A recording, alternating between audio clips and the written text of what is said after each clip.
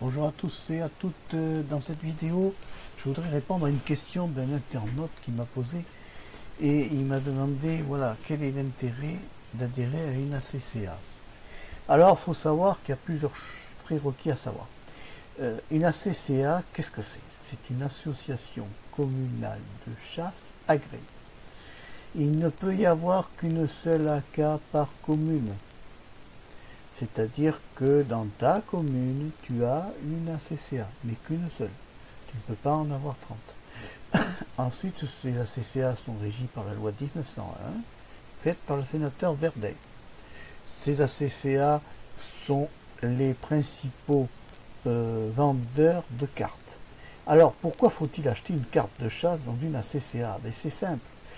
Lorsque l'on veut chasser, on doit avoir d'abord un permis de chasse en règle, mais aussi acquérir ce que l'on appelle un droit de chasse.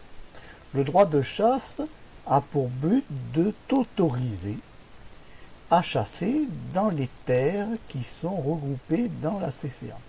C'est-à-dire qu'une ACCA a plusieurs propriétaires qui se regroupent pour louer leurs terres, en quelque sorte, à la carte. Ils autorisent les chasseurs de la CCA à chasser sur leur terre, moyennant une petite rétribution financière. Les propriétaires qui sont qui laissent leur territoire aux ACCA ont plusieurs petits avantages. En règle générale, les propriétaires qui font partie intégrante des ACCA, chez nous en tout cas, dans notre cas, ils ne paient pas la carte. Ils ont la carte de chasse gratuite, ce qui est normal. C'est-à-dire qu'un propriétaire qui autorise un chasseur à aller chasser sur tes terres n'a pas à payer la carte. Ensuite, les propriétaires ont tout intérêt à laisser chasser les chasseurs sur leurs terres. Pourquoi? Pour la bonne raison que lorsqu'il y a des dégâts au grand gibier, et dont ça existe, dans les plaines cultivées, les chevreuils peuvent brouter les petits arbustes et arbrisseaux, tu as des sangliers qui peuvent aller manger les racines des maïs, ou même carrément un épi de maïs, il en trouve un par terre. Donc, les chasseurs, eux, payent un droit de chasse pour chasser le gros gibier. Et dans ce timbre qu'ils ajoutent à leur validation de permis de chasse pour pouvoir chasser le gros gibier, ce timbre-là, la fédération reverse de l'argent aux propriétaires de Dakar qui ont subi des dégâts dans le but de les dédommager des dégâts du grand gibier. La CCA aussi va gérer quand tu achètes ta carte de chasse dans une AK, tu paies le gibier qui est lâché. Évidemment, alors la quantité de gibier lâché dépend de la recette de l'année précédente. C'est-à-dire que par exemple, si une ACCA vend très peu de cartes l'année précédente, eh bien l'année suivante, il va y avoir moins de lâchés de gibier. Si par contre, une ACCA vend beaucoup de cartes une année, il va y avoir l'année d'après des plus gros lâchers. Ensuite, il faut savoir, c'est que la CCA est régie par un bureau. Les membres du bureau de la CCA gèrent tout ce qui est la gestion de l'AK. Tu as en priorité le président de l'AK, qui est en quelque sorte le représentant des chasseurs de son AK, ainsi que de son ACCA. Tu as aussi automatiquement un trésorier. Le trésorier, c'est lui qui reçoit l'argent que versent les chasseurs quand ils paient leurs cartes. Et c'est lui qui va gérer les finances. C'est-à-dire que le trésorier ou le président d'AK va payer, par exemple, le trésorier va payer le gibier, va s'arranger à placer de l'argent pour pouvoir payer le gibier, c'est-à-dire faisan, perdreau, tout ça qui va être lâché, soit l'année en cours, soit l'année suivante. Il y a aussi des assurances qui sont prises par les ACCA. C'est-à-dire que, par exemple, ce sont présidents d'ACA qui assurent les gardes-chasse. C'est eux qui paient l'assurance pour leurs gardes, c'est-à-dire qu'ils protègent leurs gardes.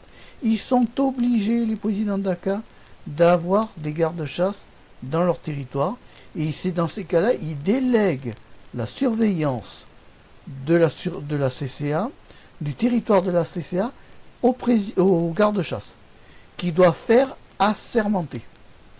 Donc quand tu croises des gardes-chasse assermentés, ils ne touchent aucun salaire.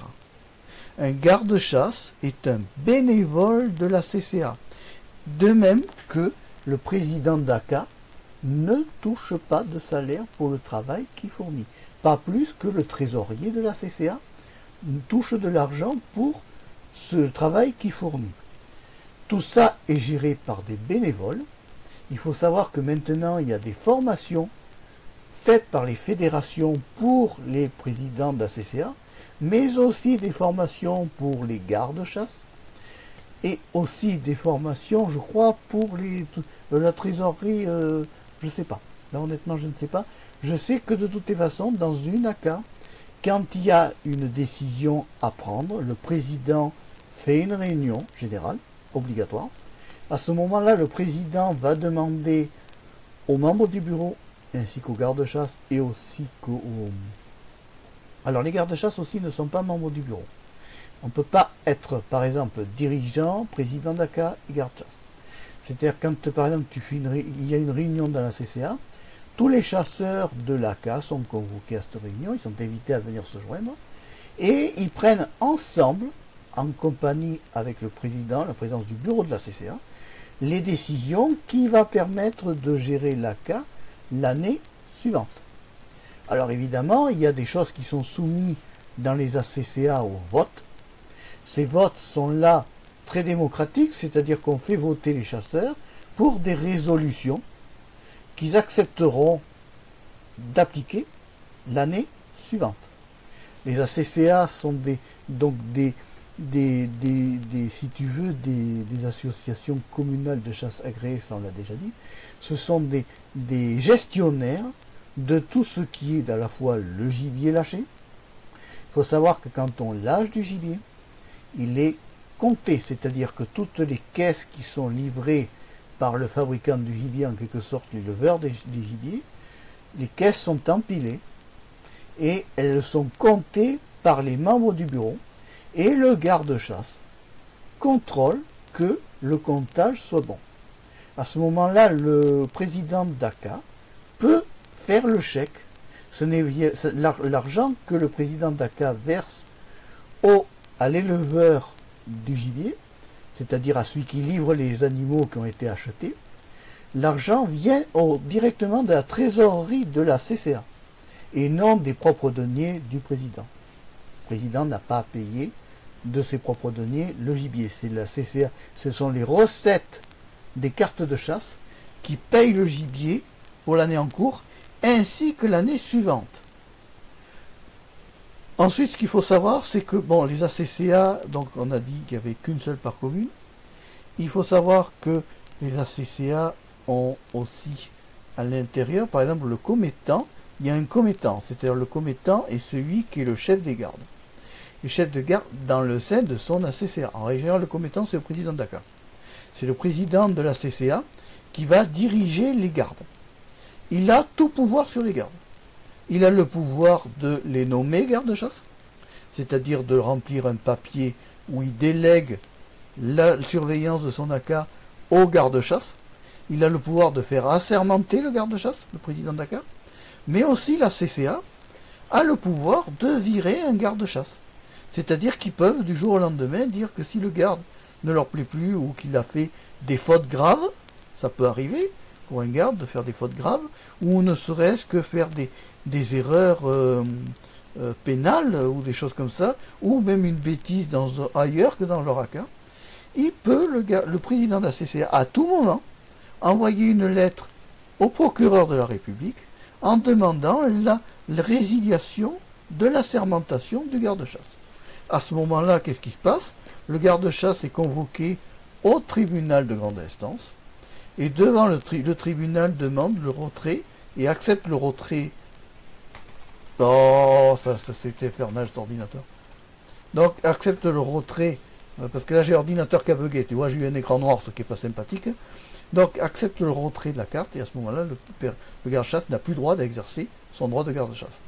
Il faut savoir aussi, c'est que les gardes-chasse sont nommés pour 5 années, où ils sont assermentés que pour leur territoire de chasse, c'est-à-dire le territoire complet de la CCA. Maintenant, il y a des présidents aussi qui nomment les gardes-chasse que dans un seul secteur. Voilà. Mais c'est rare. Le 3/4 du temps, c'est toute la CCA. C'est beaucoup plus pratique pour le garde. Ça lui permet d'aller à droite, à gauche, comme il veut. Ensuite, ce qu'il faut que tu saches, c'est que tu dois tous les ans envoyer un courrier à ton président d'ACA, si tu es nouveau chasseur, pour lui faire une demande de carte. Alors, les demandes de cartes dans les ACCA dépendent, l'acceptation de cette demande dépend de la place qu'il y a dans l'ACA. Parce qu'il y a dans les ACCA des limites de place.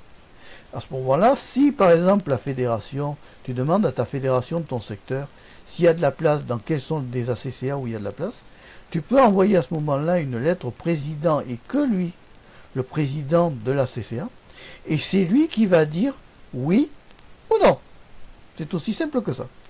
Une fois qu'il t'a accepté, tu dois aller à la permanence des ACCA qui sont décidées par les membres du bureau, c'est-à-dire les dates des permanences, ainsi que les permanences sont gérées par les membres du bureau ainsi que le président de la CCA. Et le président de la CCA, quand tu ne présentes du reste ton permis et ton volet de validation au président de l'ACA, et c'est le président de l'ACA qui va décider s'il délivre une carte de chasse pour l'année en cours, ou s'il ne délivre pas la carte de chasse pour l'année en cours. Ce qui va déterminer la délivration de cette demande de carte, ça va être le timbre subvention. Chaque fois que tu vas verser le timbre subvention à ton ACCA, la CCA va toucher de l'argent en plus. Donc, si tu veux rentrer dans une ACCA et avoir une carte de chasse facilement, tu dois envoyer une lettre au moins 1 an avant au président de la CCA, soit pour la demande de bien tapée, pour demander une carte à la CCA de ta ville, et demander une place en quelque sorte. À ce moment-là, le président, lui, va te réexpédier un courrier, soit un mail ou autre, pour te dire oui ou non. Dans ce cas-là, tu vas à la permanence et tu achètes ta carte. Alors, il y a plusieurs conditions dans les achats des cartes dans les ACCA. C'est-à-dire que tu peux avoir plusieurs catégories de prix. Il y a des prix, c'est-à-dire que tu as le prix du résident de la commune. Lui, il a un prix spécial. Il est résident, il a un prix spécial. Il a un prix qui est inférieur à quelqu'un qui est par exemple un hors commune. Un hors commune va dans une ACCA payer plus cher que une personne qui est de la commune. D'autre part, il y a aussi un supplément à payer qui est de l'ordre de 5 € à peu près pour quelqu'un, par exemple un chasseur qui vient dans une ACA et qui n'a pas donné le thème subvention à la CCA qu'il convoite où il fait la demande de carte. À ce moment-là, le président de la CCA va ajouter 5 € de plus au prix de la carte normale. Si par exemple la personne est un résident et qui ne donne pas le timbre à la CCA, si par exemple la somme est de 55 € ou 60 € pour un résident, à ce moment-là, il est en droit, le président de la CCA, d'ajouter 5 € de plus pour toucher le timbre subvention, pour rembourser le non-versement du timbre subvention pour profit de son ACA. Voilà. Ensuite, une fois que tu as intégré cet ACA, il faut savoir que tu l'as intégré pour 1 an. Et bien, au bout de la fin de la saison de chasse, il va falloir que tu redemandes pour la 2e année. Alors, ça peut une demande de carte. Alors, ça peut se produire dans plusieurs façons. Parce que il y a des présidents d'ACA qui envoient une lettre aux chasseurs en demandant: voulez-vous renouveler la carte de chasse pour l'année, par exemple, 2018-2019 ou 2020-2021 ou 2022-2023. À ce moment-là, tu as le choix de dire oui ou non. Si tu dis oui, il faut que tu mettes ton nom, ton prénom, ton numéro de permis de chasse et ton adresse. Tu renvoies ça à ton président d'ACA et l'année d'après, quand tu te présenteras à la permanence de la CCA, tu pourras bénéficier d'une carte de chasse. soit résident, soit hors commune. Ça, c'est important à savoir. Si tu veux, c'est comme ça qu'est géré les ACCA. L'argent des cartes paie le gibier. Alors évidemment, le petit gibier. Mais l'argent des cartes de chasse aussi, il faut savoir si tu chasses le gros gibier, il faudra que tu achètes des bracelets en plus du timbre que tu as versé pour le grand gibier à la fédération. Il y a deux choses. Il y a la fédération et la CCA. La CCA est un endroit plus ou moins privé, tout en étant public, puisqu'il accepte beaucoup de monde, hein, notamment tous les gens de la commune. Et la CCA est gestionnaire de toutes les parcelles de chasse dans sa commune. Chaque commune a une AK différente. Et si tu dois chasser, par exemple, dans une AK de ta commune, et que tu veux aller dans la commune voisine, il faudra que tu fasses la même opération, demander une carte et acheter une autre carte. Voilà. Après, il existe ce que l'on appelle dans les ACCA des réciprocités. Il y a quelques AK qui ont des réciprocités. Ce sont des présidents d'AK qui acceptent, par exemple, de partager le territoire à d'autres chasseurs qui ne sont pas de leur AK.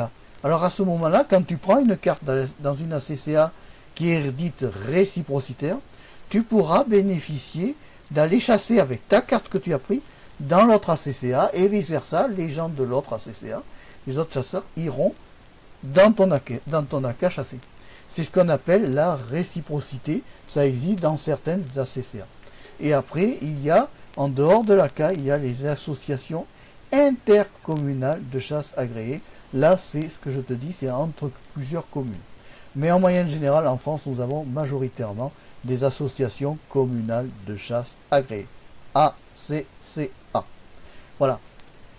Après, qu'est-ce qu'il faut savoir? C'est que l'argent n'est pas gaspillé, puisque l'argent de la CCA, il y a une partie des fonds de la CCA qui sont touchés, qui sont placés sur des comptes, comme toi tu places ton argent sur des comptes différents en cas de secours.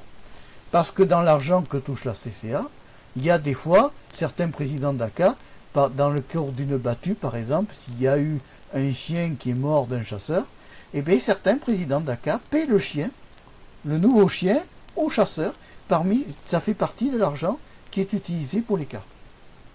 Alors c'est pas toutes les AK, c'est pas tous les présidents, mais il y en a qui le font. Voilà. Je voulais faire cette vidéo pour éclaircir certains points importants au niveau de nos ACCA. Elles nous sont indispensables. C'est-à-dire que nous avons besoin de nos AK parce qu'ils sont défenseurs de nos territoires et c'est surtout qu'ils nous permettent de pratiquer notre passion, la chasse, en sécurité. Les gardes-chasse sont indispensables dans une AK. Il faut qu'ils soient présents et ils sont tous souvent présents. C'est pas pour t'embêter qu'ils sont là. Ils sont là et garants de la sécurité de vous tous. Amusez-vous bien dans votre AK. Respectez le règlement. Lisez bien le règlement de la CCA. Parce que je sais qu'il y a des chasseurs qui ne lisent pas le règlement. Quand tu achètes une carte, la CCA te fournit un règlement.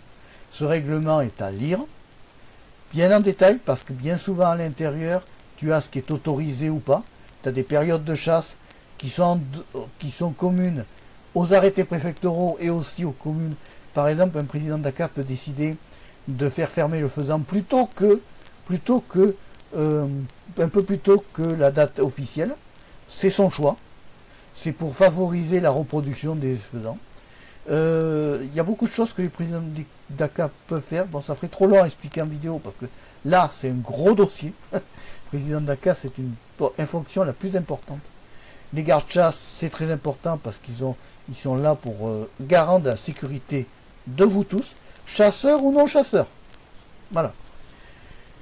Si tu as aimé cette vidéo, tu peux mettre le pouce en l'air. Tu peux aussi t'abonner à la chaîne Marpécho 3, chaîne de la diversité. Au revoir, à bientôt et merci d'avoir suivi cette vidéo jusqu'au bout. Bye bye.